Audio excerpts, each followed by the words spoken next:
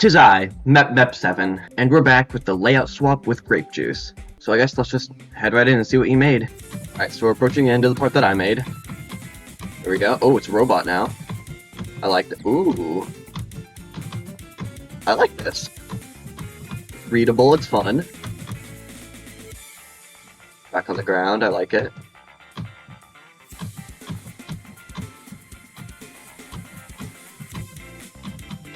Love the indicator. Ooh. Little slope gimmick is fun. That UFO part's a little difficult, but I really like that. Let's see what we can make. So for those who don't know, this is a series where my friend Grape Juice and I are building a layout one section at a time. So he'll build a part and then hand it off to me and I'll build a part and so on.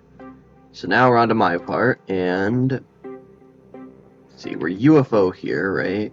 So what I think I can do is probably change it up to cube here.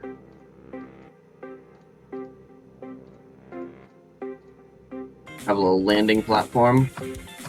I was thinking you jump off of this, so I'll have a spike here.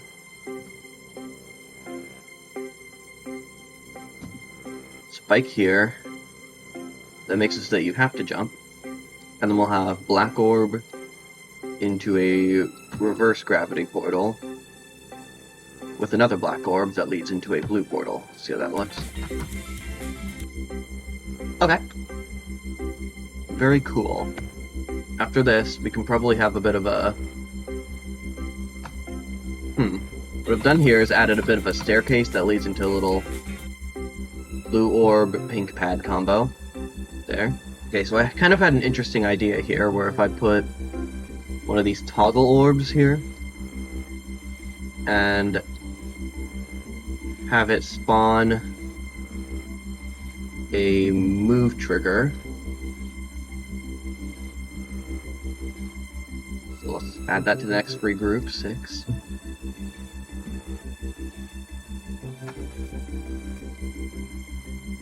Alright, and this move trigger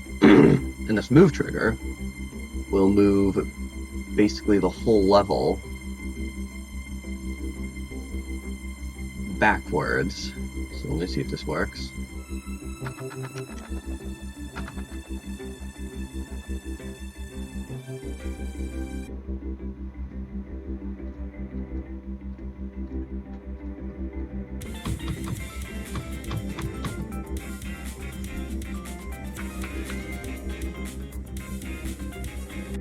Oops, I meant to move the level forwards.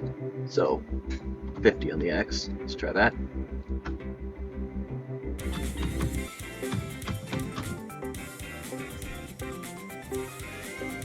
Okay. It's fun, it's unique, it's interesting to pull off. But now I have to figure out where does it put you. I actually think we can go a little farther than 50, maybe 100.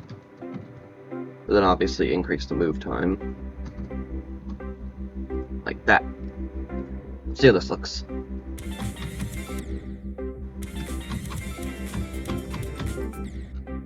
Okay, I think it looks good. Okay, so I think you're gonna land on this platform here. Let's see if my calculations are correct. Oh. I actually kind of like that, where you land on the platform before, instead of having to jump off, and then jumping off to hit the blue orb. I like that.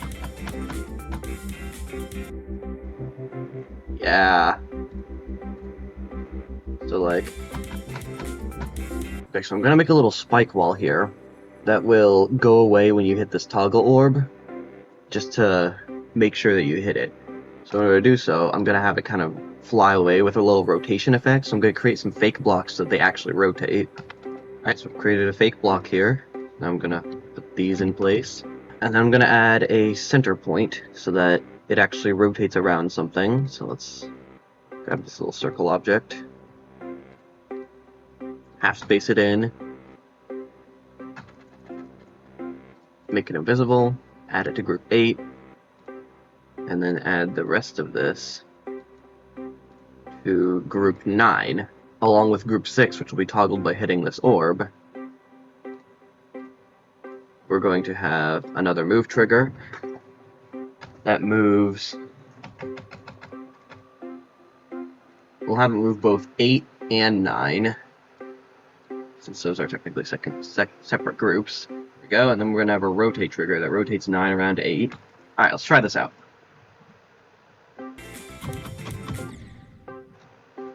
Yeah, it does not move fast enough, so let's select these. They can move way more on the X. And then I say we make it rotate a little bit faster. There we go. Let's try that.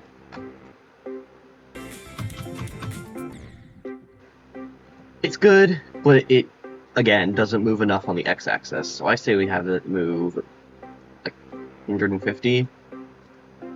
So that it really just flies off the screen. Yeah. Okay. Looks very good. Very nice. Here we go. So that should be a successful time warp effect. Now I would like to add just a little bit of indication to show that it will warp time back. So I've just made a little arrow design here that I'm going to put inside of the orb. T3. Slide that into place. There we go. I think this section should be complete. Okay, so after I make this jump over here, I'd like to have you land on a little platform, to which you then have to hit a black orb to shoot you down to here. And obviously I'm going to add some J blocks. And then a couple of spikes.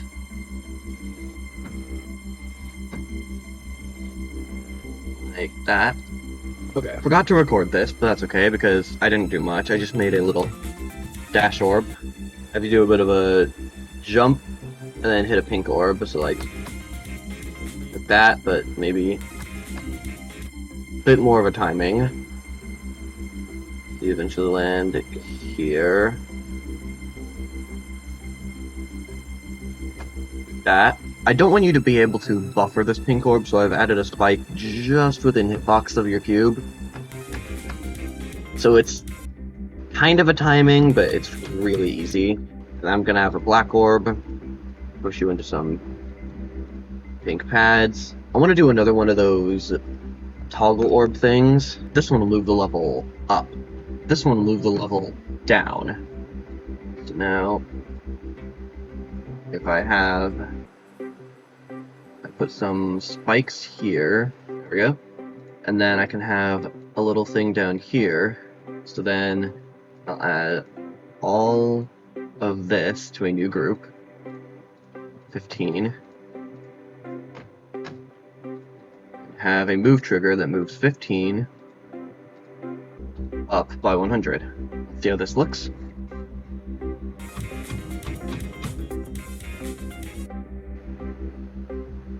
Could be cleaner. I can make this faster, like that, but I think the level can kind of move with you for the duration of that trigger. So let's try this.